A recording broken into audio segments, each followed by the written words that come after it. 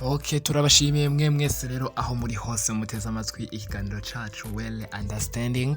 Nongera ndabibutsa iyo ni YouTube yitwa Share Life Sky. Aho uri hose rero nizere ko wakoze subscribe kugira bikunde ko tuza tubana mu buzima bwa buri munsi.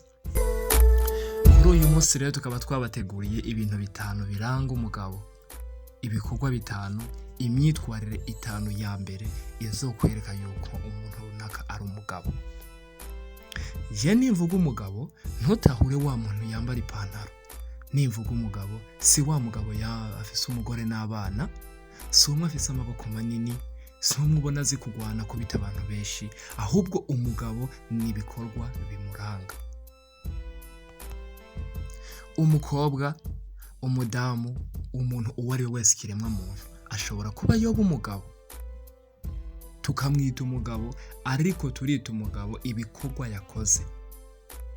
Mbere yuko rero nkomeza ndabasobanurira urutonde rw'ibintu bitanu twateguye biranga umuntu w'umugabo, ndashaka manze mu nkorera akantu k'ubwenge. Murakoze cyane. Ibintu bitanu rero twabateguriye biranga umugabo kuri uyu munsi, ndashaka yuko duhera ku kintu kigira gatanu. Ndashaka yuko duhera ku ngingo ya gatanu n'ingingo zitanu ziranga umugabo. Ubwo ni kuva ku ya mbere kugera ku ya gatanu, ariko ndashaka duhere ku ngingo igira gatanu. Ikintu kigira gatanu rero canke imyitwarire ya gatanu canke igikorwa cya gatanu kiranga umuntu w'umugabo, icambere ni kwimenya, ibyo twitwa mu rurimi rw'amahanga self access. Ukaba wiyizi, ukaba uzi imbaraga zawe aho ziri, ukaba uzi intege nke zawe aho ziri, ukaba uzi ibyo ushoboye, ukaba uzi n'ibyo udashoboye.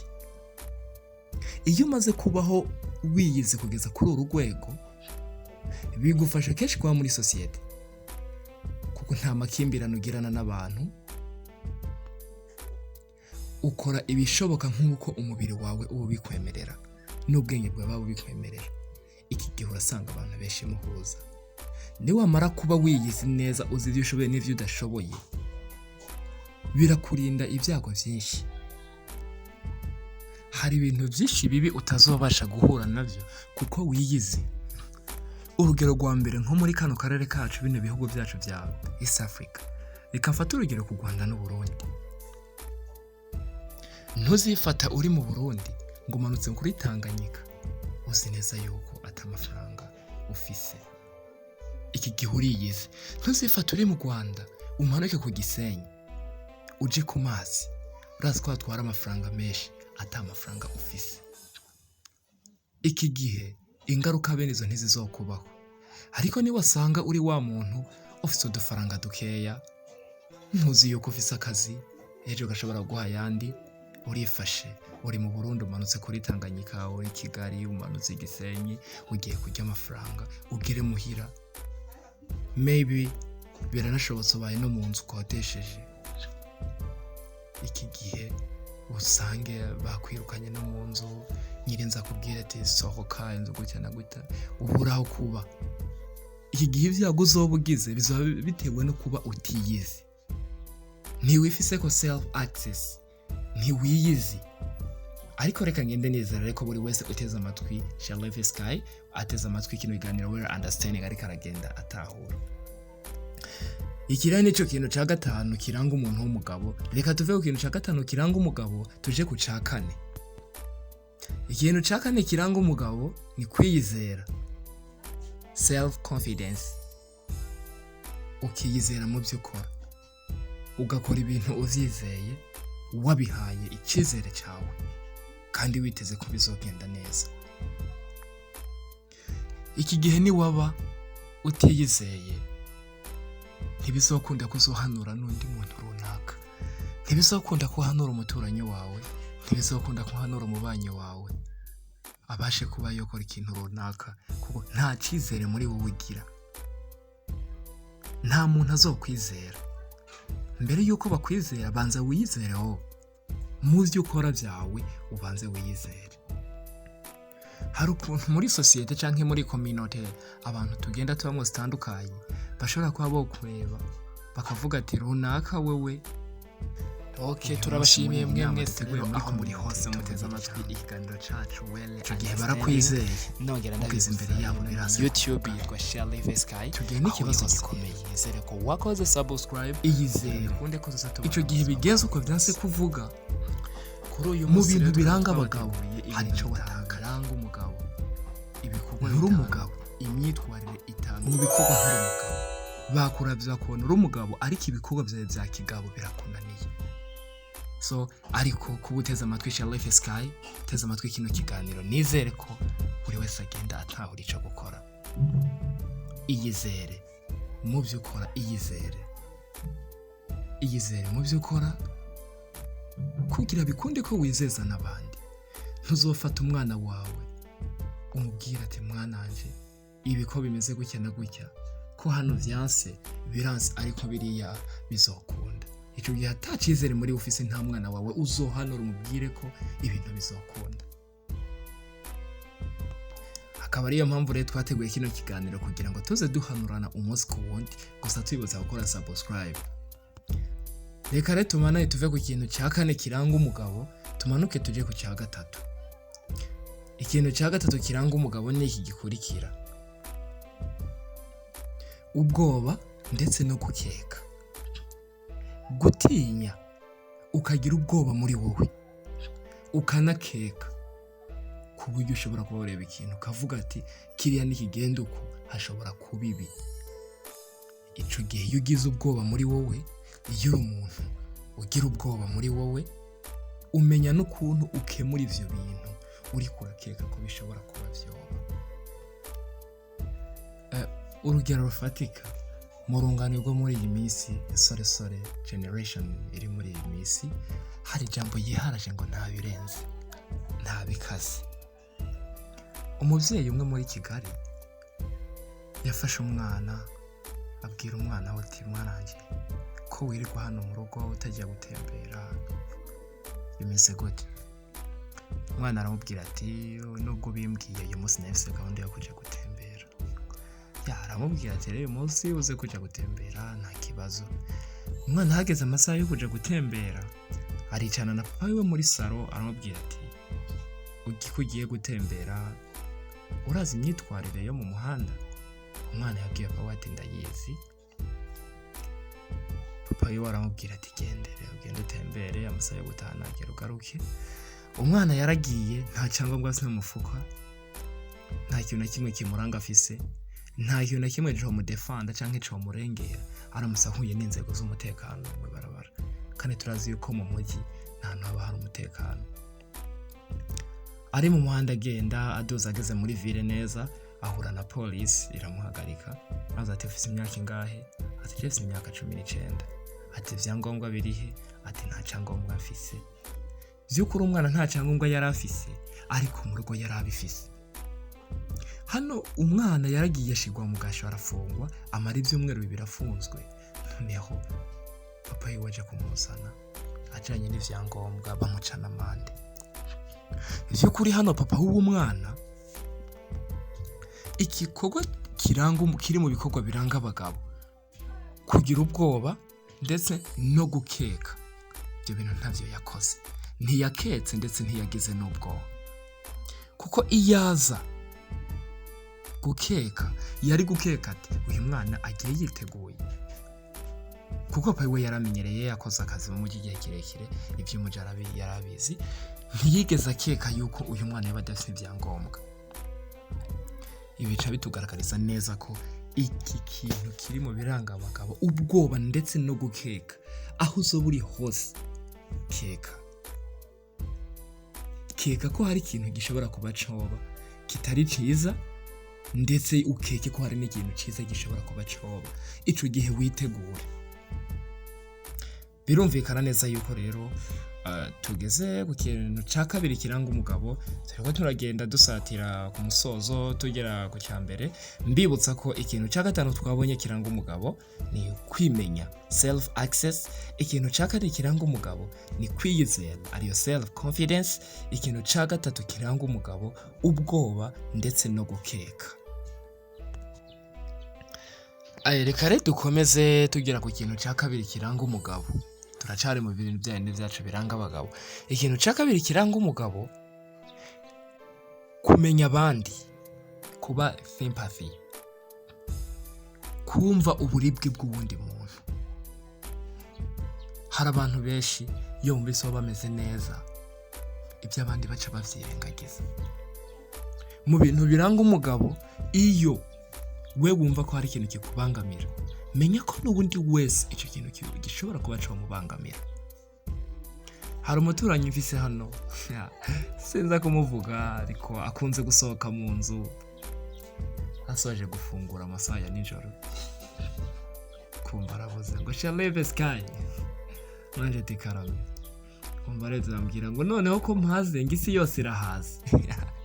Uyu muntu sinza kuvuga ngo nububwa, ariko nanone si ubugabo ku rundi ruhande, kuko kumva wowe wahaze akibagira ko hari abadahaze, kumva haza kumva ko isi yose ihaze, icyo ni ikibazo gikomeye. Reka tubandanye tugenda dusobanura neza ukuntu ikintu cya kabiri kiranga umugabo ari kumenya abandi, kumva ko uwundi muntu ari nkawe. Urugero rufatiye rwa mbere turufatiye ku bitabo by'amateka, turasanga umugore yitwa Marie Antoinette, yari umufaransa, yari umugore.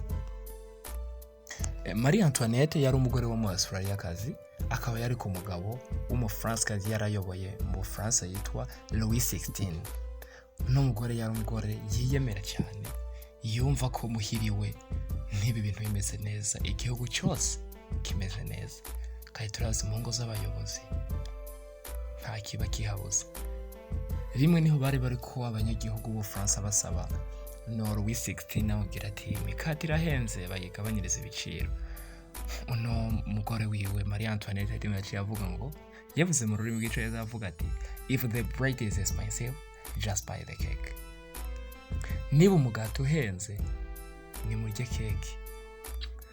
By'ukuri umukate turazi wari uhendutse cyane kurusha keke, ariko we kubera kutumva ububabare bw'uwundi muntu, kudatahura uwundi muntu uko ameze, yumvise ngo niba umukate uhenze nibagure keke cyangwa bagure kate. Ibi byose ni ibintu bigenda bitugaragariza ko kuba uri umuntu wumva ububabare bw'uwundi muntu, ukumva ko undi muntu akwiye ibyishimo nk'ibyo nawe wikwiye, ukumva ko undi muntu ashobora kubabara nk'uko nawe ubabara, icyo gihe uri umuntu w'umugabo. Ukaramuka uri kumva kino kiganiro cyacu well understanding, ugasanga muri ibi byose hari ibyo udakora, please ndakwingiza hinduka, ntube umuntu utocaringa abandi bantu, ntube umuntu utoteza abantu, ahubwo ube wa muntu yumva neza ko ibyo akwiye n'undi abikwiye, ibyo yishimira n'abandi babyishimira. Niba ubayeho neza, menya ko arabayeho nabi, ahubwo ugwane nuko niba ubishoboye wabakura muri ibyo bihe barimo. Tuvuye rero ku kintu cya kabiri kiranga umugabo, tubonye neza ko ikintu cya kabiri kiranga umugabo ari kumenya abandi, kumva uburibwe bw'undi muntu, ukumva ko n'uwundi muntu ari nkawe. Reka rero tuje ku kintu cya mbere kiranga umugabo, ariko mbere yo kuja kuri kino kintu cya mbere kiranga umugabo, canke imyitwarire ya mbere iranga umugabo, canke karagiteri ya mbere iranga umugabo ihagarariye zino zose, reka mbanze ndabibutse buri wese abe yakoze subscribe kuri ino YouTube channel, abe yakoze subscribe, abe yakoze like, ndetse n'ibiganiro byanyu muri comments twandikire tubashe kuba twonabikoraho. Ikintu cya mbere rero kiranga umugabo turasanga ari kwiyakira, self confidence, kwiyakira, self adaptation. Ukiyakira ukaba wa muntu azi neza ko niba ibi bigenze gutya reka ndavyitware nk'uko. Hano niho dufise urugero rwa mbere rufatika. Hari umugabo yigeze kubaho hari mu kinjana cya 15, yari afise amafaranga menshi, yaratuye muri Norvege, aza kuva muri Norvege aja mu Bufaransa. Amaze kugera mu Bufaransa, amafaranga yari umubosi kabisa bifatika, ariko ageze mu Bufaransa arakora amafaranga yose aramuherana. Amaze kuba yomuherana vyase ko yiyakira muri we yuko amafaranga yaheze, ko yakenye, ikintu yakoze yari yahuye. Kwiyahura biri mu bikorwa biranga ibigwari. Kwiyahura so bugabo. Niyo mpamvu uri hano ikintu cambere nyamukuru batubwiye kiranga umugabo ari kwiyakira. Aricyo yitwa self adaptation. Ukamenya niba ikibazo kibaye nditwara uko.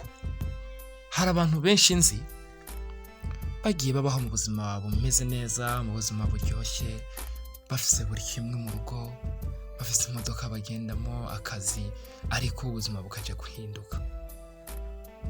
Hari benshi nagiye numva ngo biyahuye, hari n'abandi nagiye numva ati nta kundi vyogenda, ibintu bishakishwa n'amaboko, ariko umuntu azoshaka ibindi.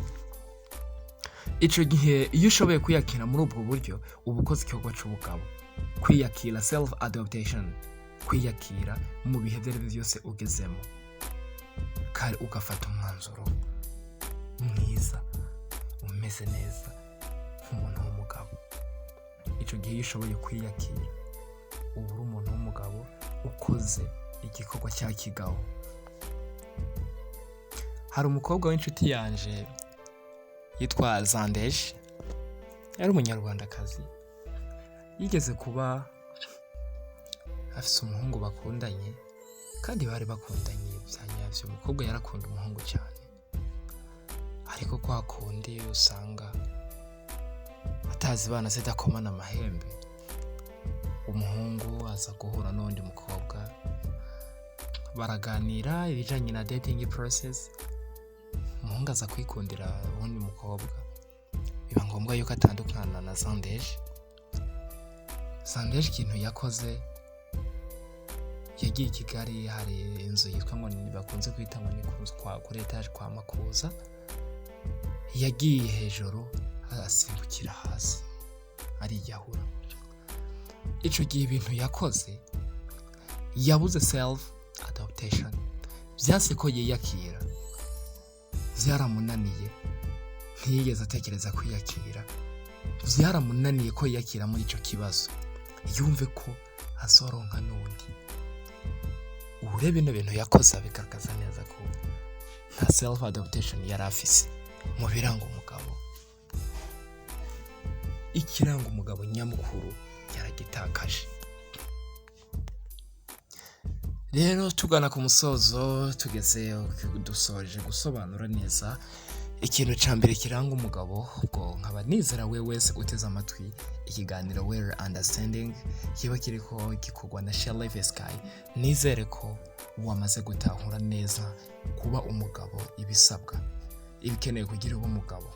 Kandi nawe huri hose nizere ko wiyumvise niba ari defo ikuriko, niba ari fault itandukanye n'ivyo tuvuze hano, nizere ko ugiye kuyihindura. Reka nsozere nsubiramo n'ubundi bya bintu bitanu byacu biranga abagabo. Icambere icya gatanu twabonye ko ari kwimenya cyangwa self access. Icya kane dusanga ko ari kwizera, self confidence. Icya gatatu dusanga ari ubwoba ndetse no gukeka. Icya kabiri dusanga ari kumenya abandi. Icya mbere nyamukuru dusanga ari kwiyakira cyangwa self adaptation. Reka nshimire buri wese waruteze amatwi ikiganiro Well Understanding kuri no YouTube channel ya Shelife Sky. Ndabibutsa gukora subscribe. Murakoze cyane, ndabifurije umunsi mwiza. It's been Shelife Sky on the mic. Subscribe, like, comment and share are needed. So see you later. Ciao ciao.